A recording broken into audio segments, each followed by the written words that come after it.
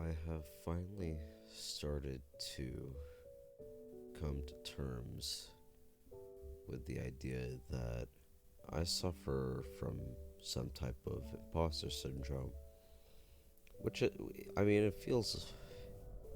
feels really weird. It's based in the idea that you're suffering from fear out of your own doing, out of your own incapability, which at first I'd think I've never really felt helpless, but when I think about it a bit more, I start to realize, like, damn, there's been a lot of times where I feel truly not like in fear, truly petrified over either my own capability or the lack of it. And I say that because I've been starting to see fear, in one way at least, that fear resembling itself as two sides of the same coin, which would be fear of failure and the fear of success. And I've always been able to recognize that I was scared of my own success. I was scared of opening up the door to a new room and not knowing what the hell to do with that room. That room just being so overwhelming by the outside pressure. Not even the pressure from the room, but the idea of the pressure from that room. That has been a horrifying force for me over my artistic journey. So, but it never really felt obvious. Like, that's not just, oh, I'm being lazy. That's truthfully fear. And that's weird, because that was the first type of fear I've ever had as an artist. I've had fears in other ways, right? Certainly. Fear as an esports player, fear as, just fear in daily life, fear in academics, a lot of the normal ways. But I've been starting to notice the differences between fear in the artist and fear in pretty much someone who assigns themselves to any other, not occupation in a professional sense, but occupation in a sense of essence, where like if you take an accountant, right, if he's scared, like that's a complete split between, like you'd say, what is he scared of? Oh, he's scared of losing his job? Well, whatever. That's a complete split between his professional life and the rest of his life. But it doesn't really work that way with artists, unfortunately. That type of fear, art itself, is a very all-encompassing thing. And I don't mean just drawing and painting. No. Being an artist in its essence, it's a very all-encompassing thing. Whether or not you know it, right? It puts its roots into every part of your life. And before you know it, you're going to start seeing, or at least imbuing, parts of that essence into every part of your life. So when you go back to that example, right? If an accountant is scared, or like an electric engineer, something like that, when they're completely gripped by fear, you know, worst case scenario, take work off for a couple days, I guess, maybe a couple weeks, maybe quit your job, right? Do a bit of soul searching if you have the money. But it's not the same case for the artist. With the artist, that begins to leach into every part of life. And before you know it, you're experiencing that same fear that you had drawing on your tablet, and you're experiencing that on the street in public. You're experiencing that in conversation with someone. You're experiencing that in a bookstore or a coffee shop. You're experiencing that at a church. You're experiencing it at a store. Experiencing it while driving, in school, at work. It leaches into every part of life. So then we become scared people. From what? It's odd to say. I mean, that fear started off in the artistic sector of the being, that unleashed its way into every other part. So naturally, you'd think that, okay, the source is at the artistic sector, but I feel that it goes from the slightly more conscious part of life to the subconscious. It becomes something imbued within you.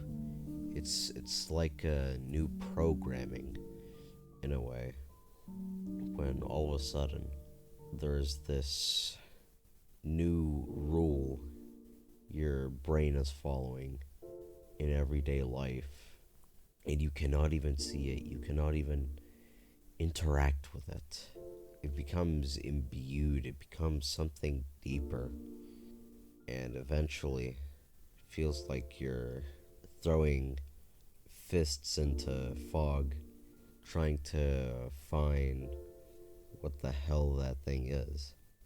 And then you have to deal with confronting it. Because, God forbid, the damn thing might be scarier than the idea of the fear. And that's when you end up in that horrifying situation where there's another writer in the room, but you cannot even see them. And it doesn't matter if you look away, it doesn't matter if you ignore them, it doesn't matter if you light the damn room on fire. That new writer is still gonna be in that room. So, what do you do when you can't fight it? You draw that fear. You make songs about it. You make screenplays and write stories. You cook about the goddamn fear.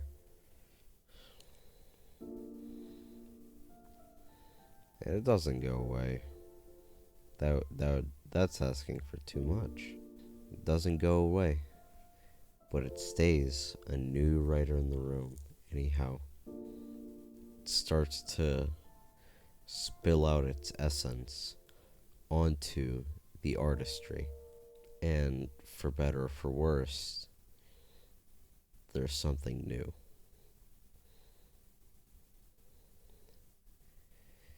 I remember when I first started realizing that I was losing capability to feel emotions. Now, that was a long time ago, right? But I was I was captivated in that fear. For so long, it felt like I was in a trance, honestly. I was in a trance in fighting the idea of that fear. I was scared. I was extremely scared. That's obvious to say. I was losing something I felt was, at least at the time, the only thing that clung me onto humanity. I felt that was the difference between me uh, sustaining, rather keeping my humanity and not losing it. And one day I realized, yeah, it's all gone. And what did I do? I had a new writer in the room. The writer that recognized I cannot feel those emotions truly anymore. And I was so scared of letting that writer through the door that I cared more about using up everything that I already had in that room to keep that new writer out, to make sure that what I had didn't change. I put all that effort in keeping that new writer out. It still broke through. And I had to come to terms with that. And eventually, I said, okay, there's a new writer in the room.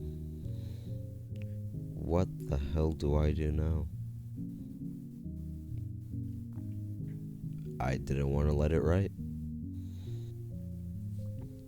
I did not want to see the results of this fear that I had. And that fear, not only having the fear, but also having the fear, running from it, doing everything to stop it, and that fear still being realized. So eventually, you run out of space to run. And it was only then, only when I was at my last steps,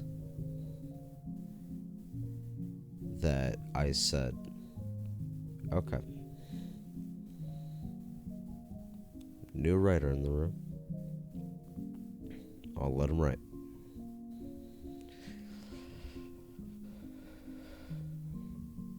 And at first it was dog shit, complete dog shit.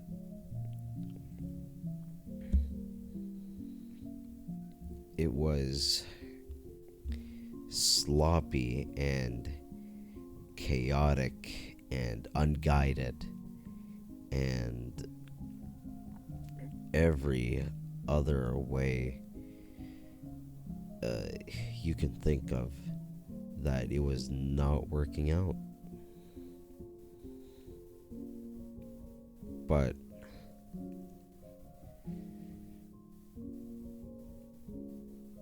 one day,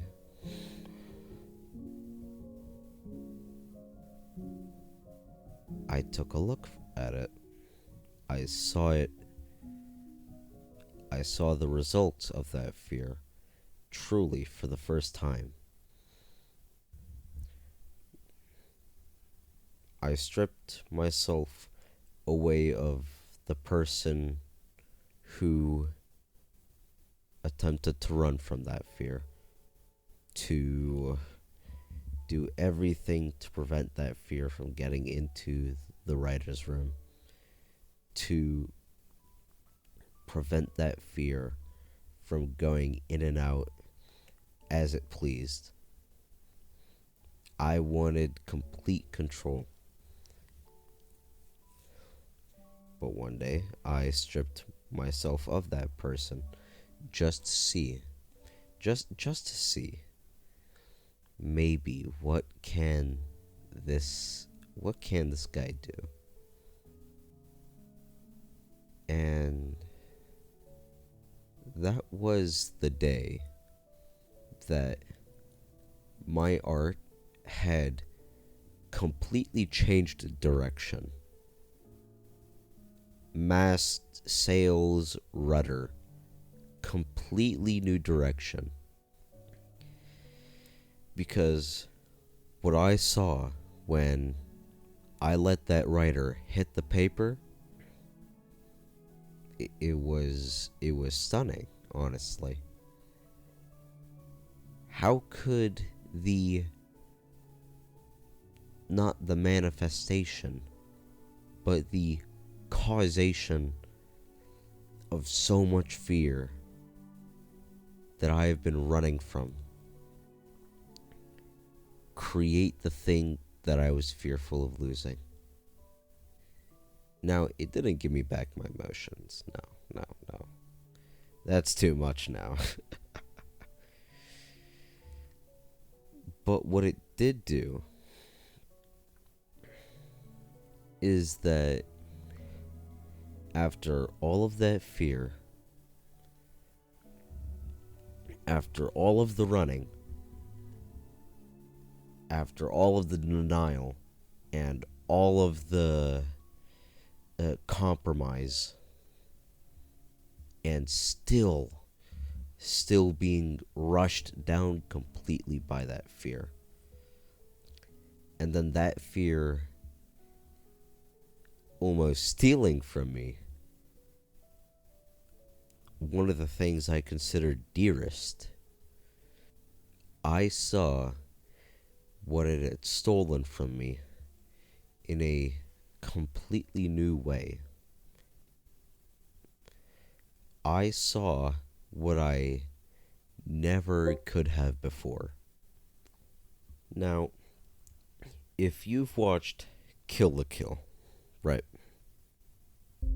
It follows Ryuka in her story and journey and whatever.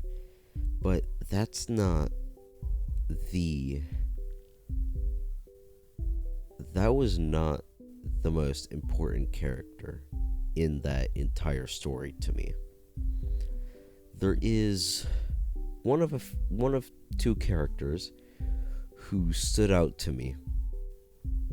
And it's odd because he was almost completely sidestepped for most of the anime.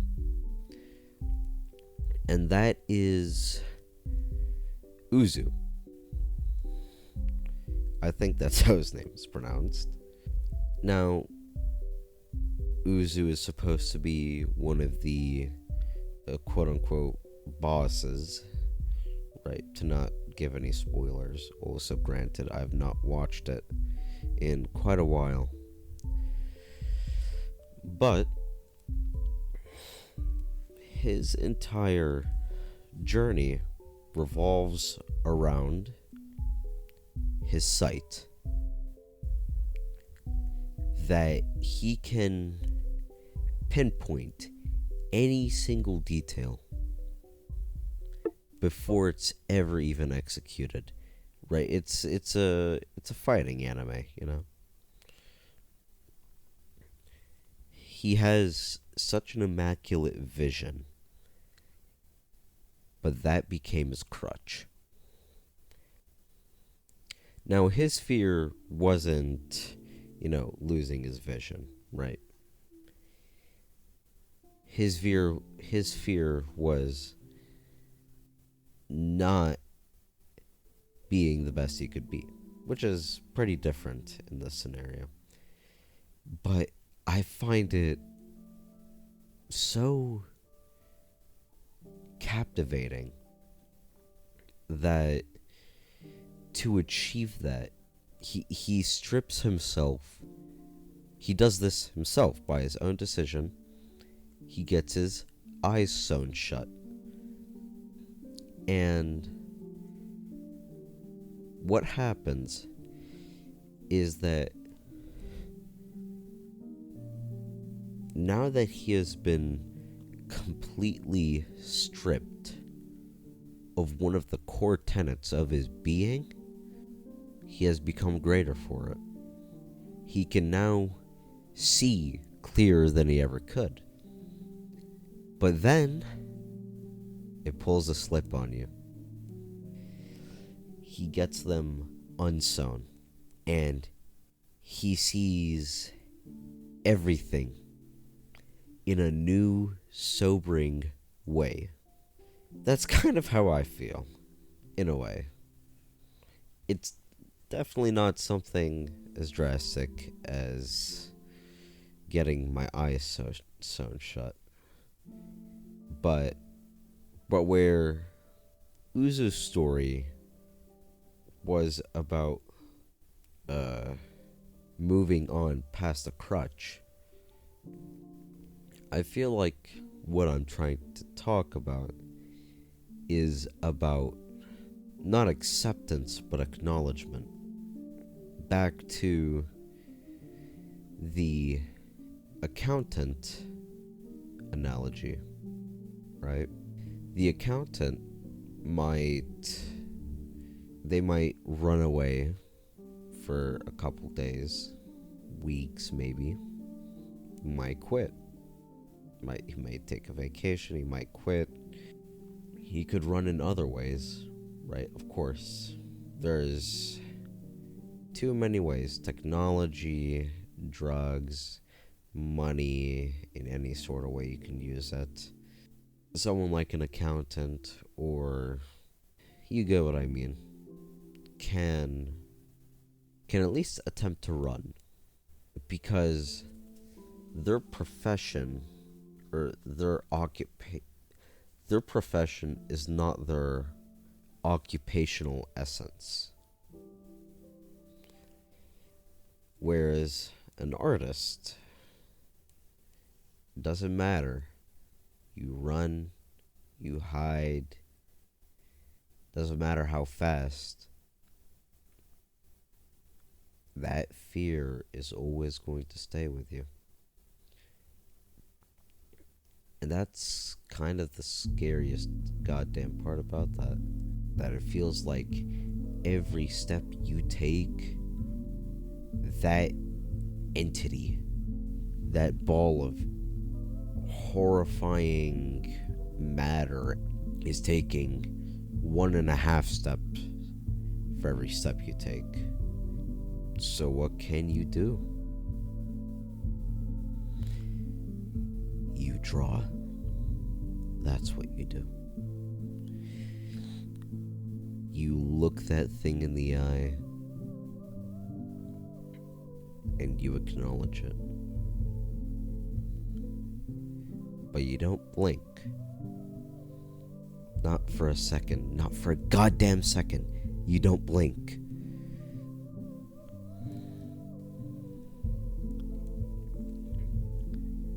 Because once you do, it's over. Give it your back. But don't blink. Acknowledge that fear. Know it's there. And fight that fear. Not by, pulling some Omori-ass stunt and going into white space. Right? But fight that fear through knowing its intention. Fear wants you to make a decision. It wants you to make a decision now. Now, as quick as possible. Can you feel your neck getting sweaty? Can you feel your hands shaking? Can you feel your guts twisting? Can you feel your heart melding itself into a ball of steel? and going downwards in your chest. Can you feel all of that? Make a decision. That's what fear wants. It wants you to fall for your fight or flight response. It wants you to believe that you can run from it, that you can run away. And it wants you to believe that you can ignore it. And it wants you to believe that you can brute force it. But the most artistic thing you can do is look that fear in the eyes.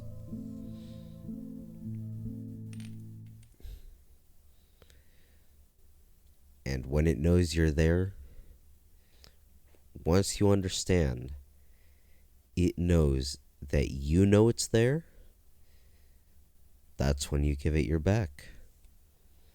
You get back to drawing.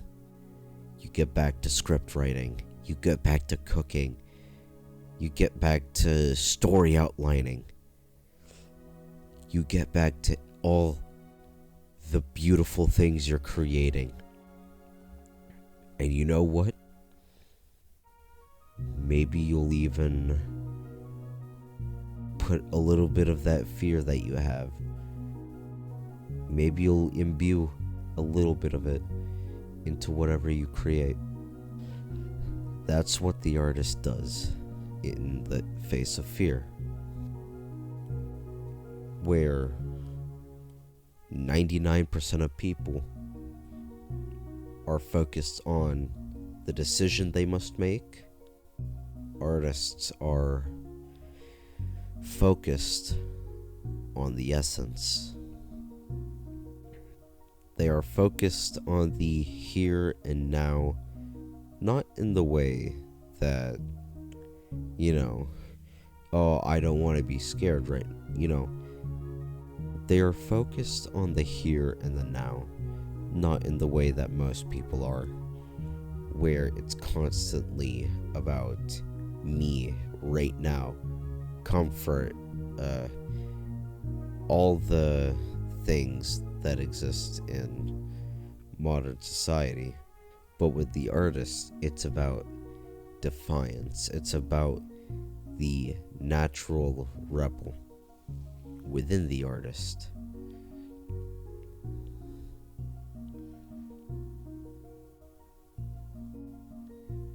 So, ultimately, you come to a final choice. There's only one decision left to make. To let a new writer into the writer's room.